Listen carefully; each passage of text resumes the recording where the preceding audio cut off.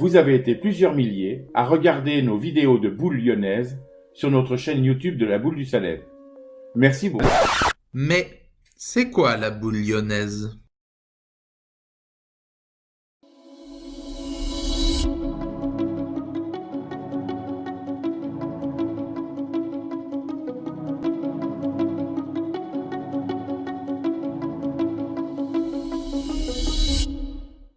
Nous nous retrouvons au boulodrome du Pas de l'Échelle, à Étrembières, siège de la Boule du Salève en Haute-Savoie, pour vous proposer une vidéo qui a pour but de vous initier au sport boule qu'est la lyonnaise. Cette vidéo a été scindée volontairement en 3 parties. La première est consacrée au matériel et au terrain, avec un petit clin d'œil à nos amis pétanqueurs. La seconde, aux règles du jeu de ce sport. Et la troisième, sur la composition des équipes et le temps de jeu qui leur est accordé. Allez, assez parlé, on attaque.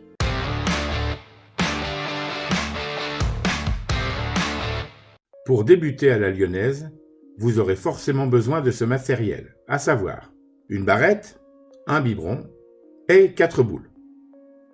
Comparons une boule de pétanque classique et une boule lyonnaise. Il n'y a pas photo, n'est-ce pas? Le poids d'une boule de pétanque varie de 650 à 800 grammes et son diamètre de 70,5 à 80 mm. Elle peut être composée de 3 métaux, acier, inox ou bronze, et éventuellement de mercure pour les tricheurs.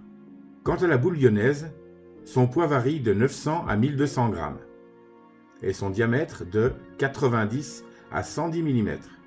Son indiage est composé de plusieurs métaux, dont le bronze et l'aluminium. Elle est généralement remplie à l'intérieur de ressorts, d'élastiques pour les plaquer au sol. On l'appelle communément dans le jargon la racleuse.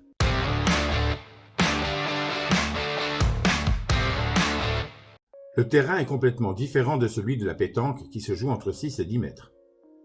Les dimensions d'un terrain de lyonnaise, dans sa largeur, varient de 2,50 m à 4 mètres en règle générale, et sa longueur totale est de 26,50 m à 27,50 m en jaune sur l'écran.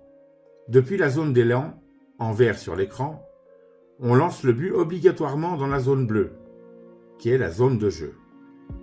Elle se situe entre 12,50 m et 17,50 m. Le but du jeu, comme à la pétanque, est de venir le plus près possible du biberon, pour marquer des points. S'il y a un déplacement de but dans la zone rouge, zone de perte, celui-ci est toujours valable, sauf s'il sort des limites de cette zone.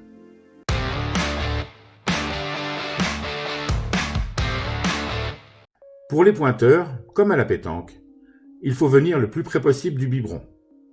Là, aucune différence. Pour les tireurs, la boule lancée par le tireur doit impérativement atterrir dans un arc de cercle de 50 cm, qui est tracé par l'équipe adverse pour être valable. Si ce n'est pas le cas, par exemple à 70 cm de la boule tirée, et que n'importe quel objet, boule ou biberon est déplacé, il existe la règle de l'avantage.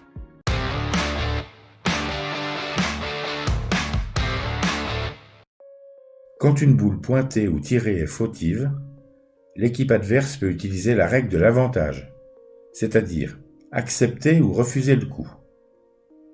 Dans cet exemple, le tireur qui avait annoncé le tir du bouchon pour annuler la mène est tombé en dehors du 50, donc le tir n'est pas valable. L'équipe adverse, qui a le choix, décide de remettre les objets à leur place initiale car le bouchon était sorti des limites du terrain et que cette situation de jeu ne leur était pas favorable.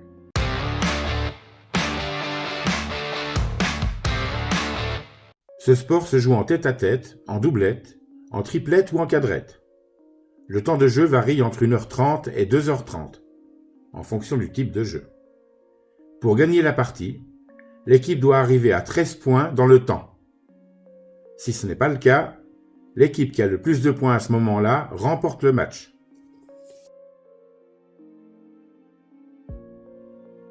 Vous pouvez vous abonner à notre chaîne YouTube pour regarder toutes nos vidéos.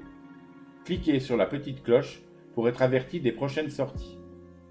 Pour en savoir plus, n'hésitez pas à surfer sur notre site web La Boule du Salève ainsi que sur notre page Facebook. Les liens se trouvent dans la description de la vidéo. D'ici là, merci à tous et bonne boule!